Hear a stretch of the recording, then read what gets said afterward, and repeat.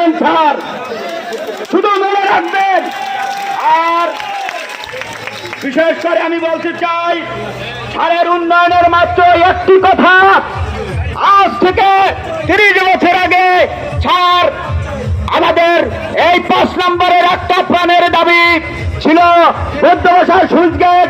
তিনি সেদিনই বলেছিলেন যে আমি আজকে কিছু আপনাদের মাঝে বলবো না, সেদিন পানি উন্নয়নের বোর্ডের চেয়ারম্যান তাকে উদ্দেশ্য করে বলেছিলেন যে পানি উন্নয়ন বোর্ডের চেয়ারম্যান আজকে আপনাদেরকে বলবেন।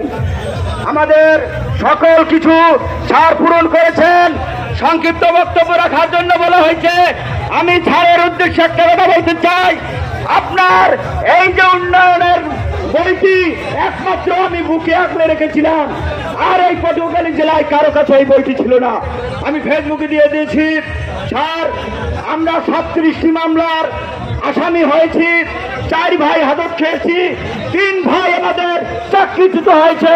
এই স্কুলে আওয়ামী লীগের সভাপতি এই স্কুলে ঢুকে আমাদের 2 ভাইকে চূড়ান্ত বরখাস্ত করেছে।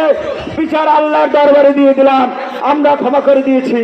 বড় বক্তব্য প্রতীক্ষমান। আমি স্যারের